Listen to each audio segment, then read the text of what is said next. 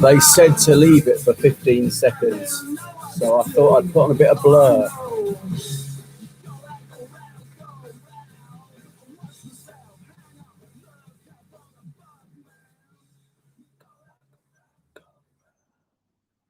Good evening, hello, welcome to my my study.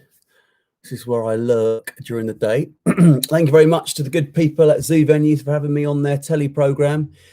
My name is Luke Wright, and I'm going to perform a poem for you now.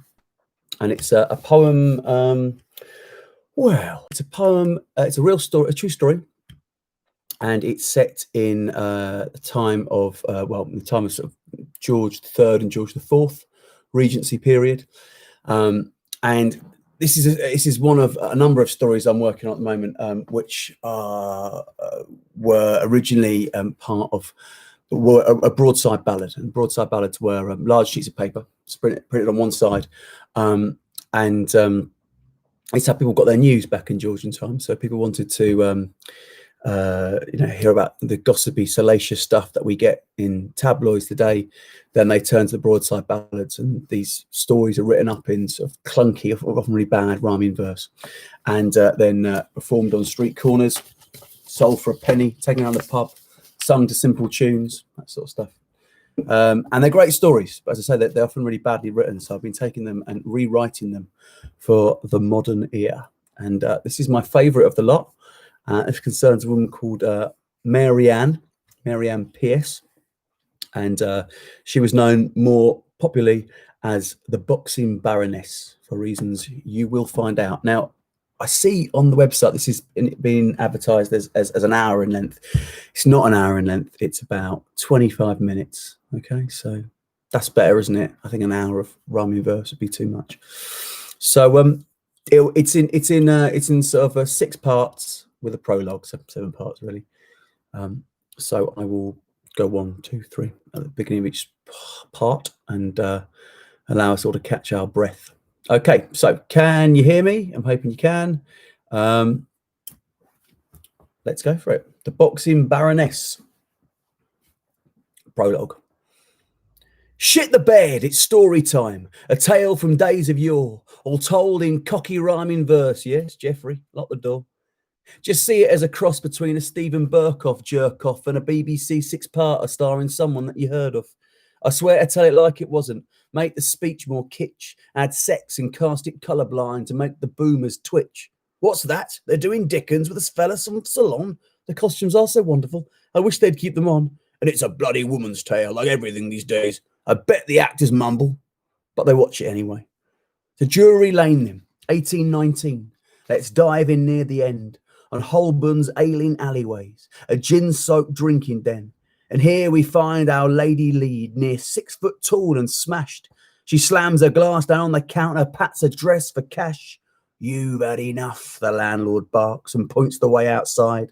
The bad news flits across her eyes, and then a rising tide of anger surges down her arm. She grips the glass, it shatters. She grabs the scoundrel by his shirt and leaves the thing in tatters. "Oi, get off him," wails his wife, and claws our lady's neck. But one blow to her stomach and she falls and hits the deck. Now tables splinter, glasses skittle, rotten teeth dislodge, bones are snapped like peanut brittle, flying chairs are dodged until our hammered heroine is seized about her waist and clattered headlong through the gin shop's swing door in disgrace.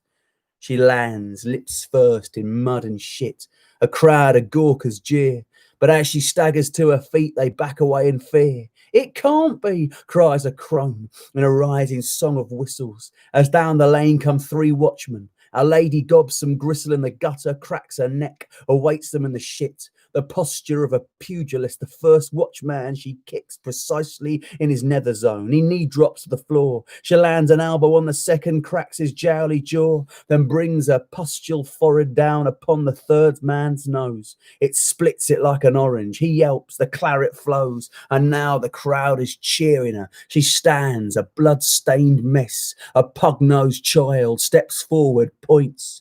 "It's the Boxing Baroness." The boxing Baroness. Oh, yes, the boxing Baroness. That's what they call this lupine creature drenched in blood and cess, so labelled by the balladeers, a favourite of their roster, recalling her tempestuousness and what it came to cost her. See her panting, soaked and torn. Observe her missing teeth, the grime of London on her thighs, her eyes worn black with grief. Now as the peelers strike her down with bloody truncheon blows, allow yourself to picture her some 30 years ago. Outside her Berkshire family home, in late adolescence, awkward with her tallness, sinking in the obsolescence of her childhood in the country with this dreadful thirst for life beyond these fields and lanes. She wills the clouds to burst and for the rains to sweep her clean from here. Observe her now, so lovely and so clearly squandered, yearning for a crowd. As o'er the seas on Paris streets a revolution rages, Mary Ann in Berkshire wilts and sweeps and mends and gazes at a nearby pond. Alack, oh woe, but look, what's that? A small group of militiamen come trotting down the track. I say there, quoth the captain. She turns and sees his chin. And somewhere deep inside of her, that fable flood begins. Wide, wide angle, zooming in. A casting director's dream. Richard Madden, if they could get him, shirt bursting at the seams, you get the picture, ladies. For, of course. In reality, he'd be a hair-lipped inbred thing, bow-legged and sinus sea, but Richard Madden's what she saw. Well, let's make it Hollywood. And this young captain saw her back and saw that she was good, so statuesque, yeah. Unaware of it, and damn her skin. To think she had so much of it. Oh, where would he begin? Our horses need some water, miss, he says with palpitations, a dance of blinks accompanying this shy ejaculation. Of course, she says. Then by the well, she hands her beau a cup. I'm Mary Ann. I'm Richard. They swoon, and then we cut to balmy moonlit Berkshire night and fumbles in the dark. His sword, her well, the soft, soft hay and indigo birthmark upon his rather trained backside. Oh, Richard, I love thee. I love you, Mary Ann, he quivers. Come away with me. Oh, yes, my love, I will. I am so happy that you said it. I only wish that poet wasn't watching us. Roll credits. We all know how the next bit goes. Her pa unearths her sin. She doesn't care. She has her love. She waits and waits for him, but Richard never calls again. The end.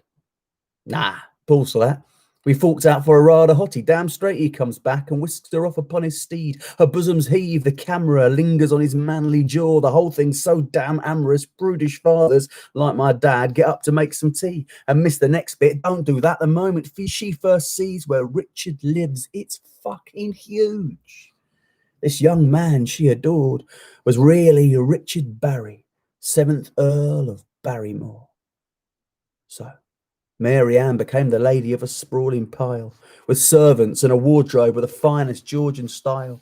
And there she found the crowd she craved, so affluent and glam, like influencers, but in wigs, rich kids of Etchagram. And Mary Ann was popular, news of her spirit spread. She matched a new beau drink for drink and set alight his bed.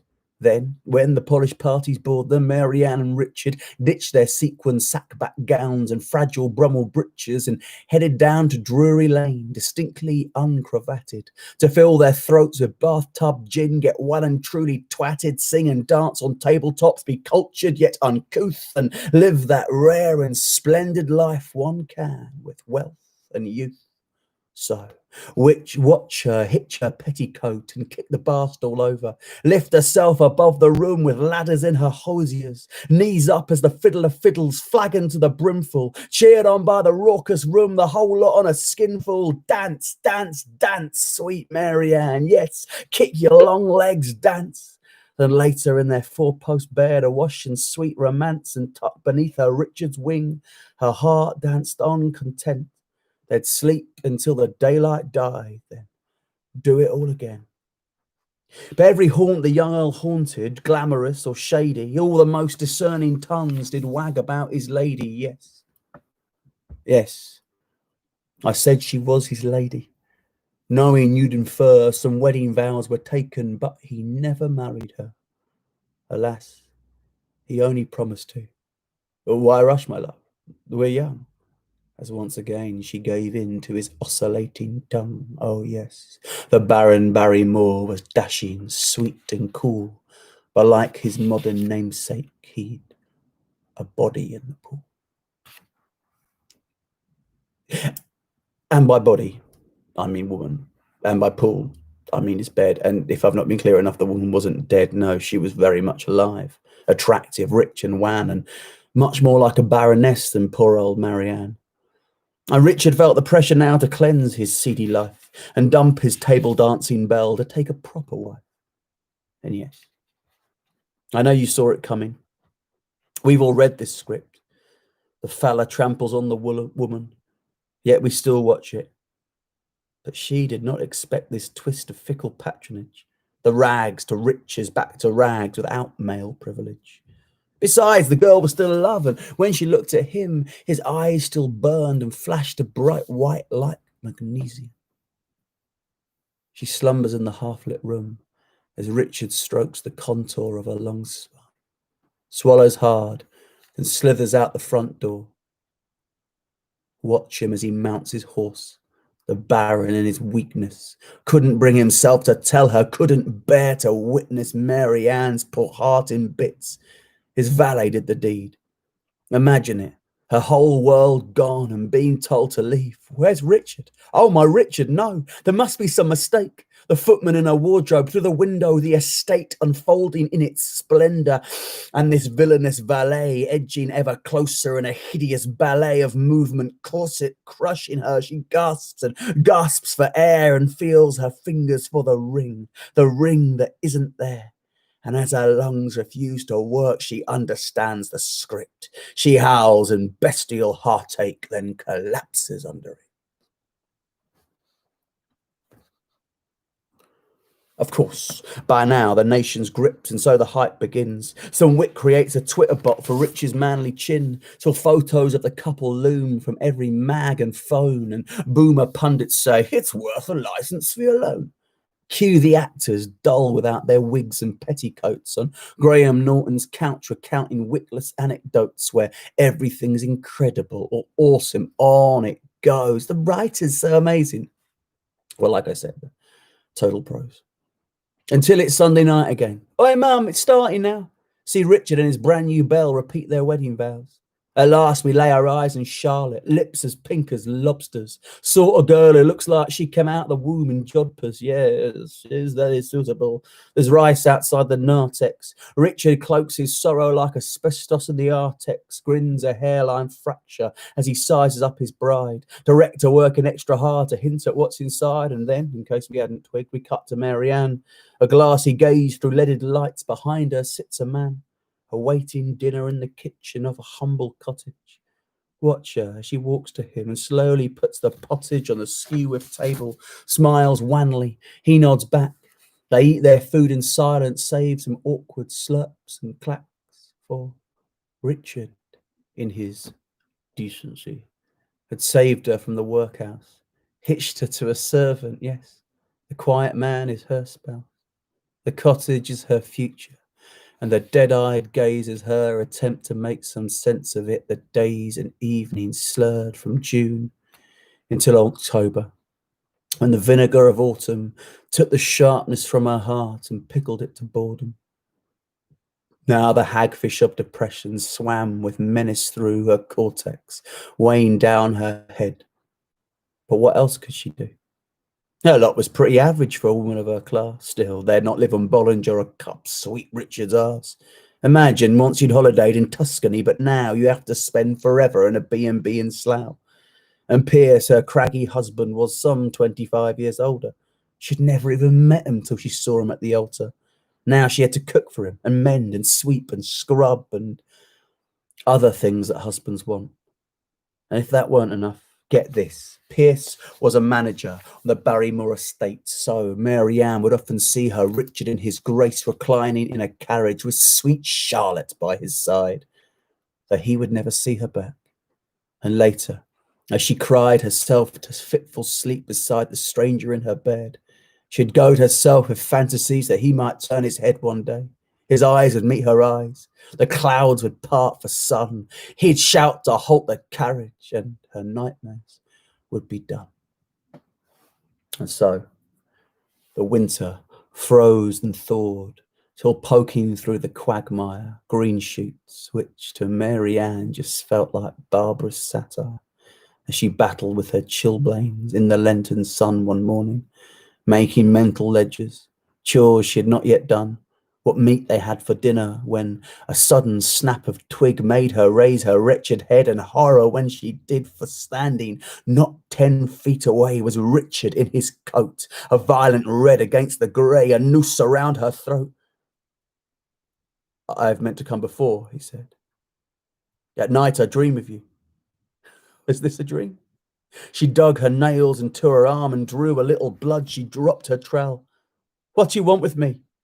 I simply want to see you." "Like this? You wish to see me so reduced?" She wants to run. Perhaps she wants to kill or die herself. Instead, she just submits to Richard's will. He leads her to the woods. It's like her supine fantasies. Her dear love reads a litany of hushed apologies and promises. It floods her lungs with longing so profound she barely breathes as Richard lays her on the leaf-mould ground, then leaves her with some crumbs of hope amid the wreck of day.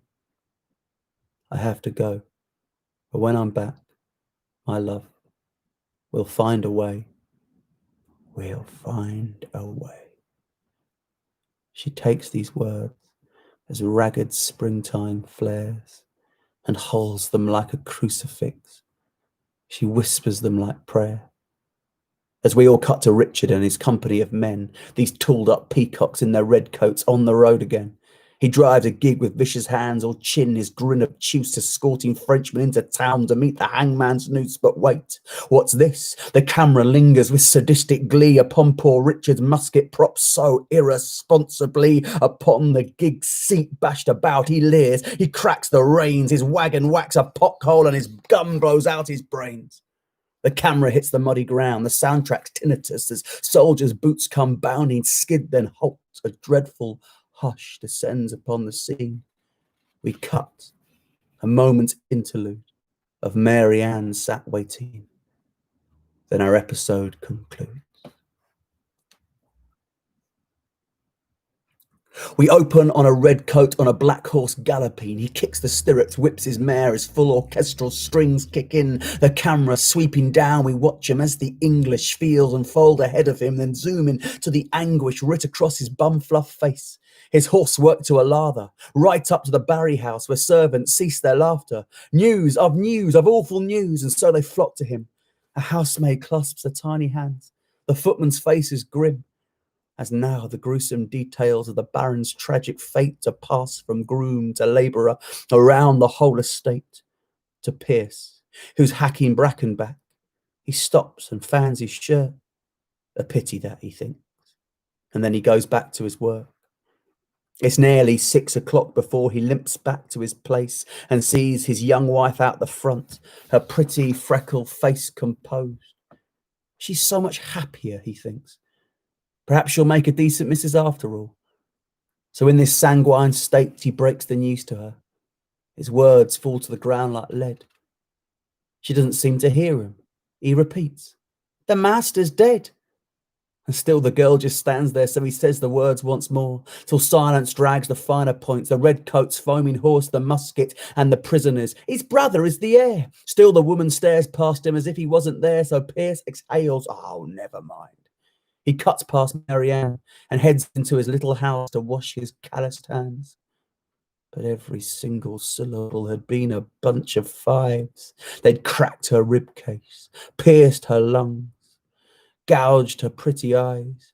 They'd ripped her heart asunder and they'd rabbit-punched her spleen, so now the bile leaked through the girl and oiled a machine of grief and mad, unbridled rage. Its mighty pistons clanked, and as the steam built up in her, our heroine just drank and an industry of hate upon her aging spouse. A cloak of misery and spite descended on their house and smothered them through mothball months, nefarious Novembers, a dozen jaundiced Januaries and sinister Septembers. 15 years her pistons worked. She screamed at him and goaded until he couldn't take it, and the whole household exploded.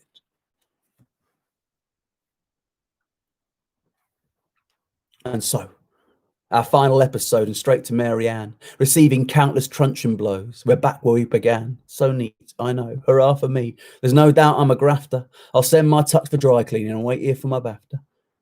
And when they've knocked the fight from her, they cart her to the jail. Not you again, the warden growls. They strip her, chuck a pail of icy water over her, and throw her in a cell. Now, as the liquor drains from her, a score of flashbacks tell the missing pieces of the tale.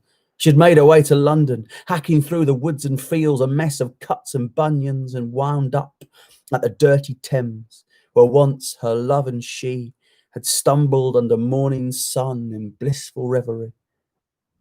For years she'd said she'd come back here. Now, with that promise kept, she sat down in the puddle of her filthy skirt and wept. What had she hoped by coming here? She clasped a sad bouquet of memories and looked to see her golden place was grey. The cocktail of bile and booze that oiled her machine of matrimonial hatred has stripped her poor heart clean. Its ventricles were stiff with rust. They clanked and scraped inside and howled a tuneless nocturne laced with truth. And when she'd cried, she went and pissed her days away in sour drinking dens. She forced a sort of living from the midnight lust of men. And when deep in her cups she scraped a fatalistic glee in telling everyone she met there'd been a time when she was Lady Richard Barrymore. She threw these boast-like punches at the pickled punters, drowning in their liquid lunches, goading them until they snapped and kicked back, whereupon she caused scenes like the cracker that this ballad opened on. And soon news of this boxing bitch had spread through London's lanes, with older folk confirming there was some truth to her claims, but she was no true Baroness. They'd seen her in her prime, that tall girl who had danced on tables in the Mad King's time. They'd wondered where her life was lead. That said, it can't be helped. Her face now with this sozzle southpaw, even cynics gulped. The tragedy was thrilling. Soon the ballad sellers came and penned the moralising verse which gave our girl her name. It left her with the kind of fame that trailed her like a tail. It followed her through gaslit streets and stalked her to the jail where, flashback over, now she dwells all bled of booze and hope. And next to finger-breaking work on picking tarry ropes until her hands are bloody from the oakum. Then she'd have to tread the dreadful treadmill till her jelly legs collapsed. But later, in her lycee bunk, sat sucking finger snags. Our heroine would hear the snuffles of the younger lags. She'd go to him and say there. She'd go to them and say, there. She'd hush their sobs and cries. She'd stroke their shoulders like a mother, look into their eyes and see in them the girl she'd been, abandoned, stripped of love and forced into the basest life by powers high above. So watch her now play matron to a bird-like milk-faced sop. See her as she shushes her and makes her plight her lot, and takes the violence from her soul to conjure it as care and breathe a sort of warmth into the frosty prison air. Now look at me. You look at me. She strokes the shaking back. Don't let your heartache eat you up. No good will come of that. Keep something for yourself in here. She taps the young girl's chest, and as she does, she feels her own heart do its tiny best. But come the dawn, she'd done her time, and back in Drury Lane, it only takes an hour before the vile, voracious fame the ballad sellers forced on her bring mobs of brain yobs pursuing her for sport once more. Ahead, there lies a pub, and every fibre of her knows that building is her doom. But whack with catcoals, soaked in spittle, what else can she do?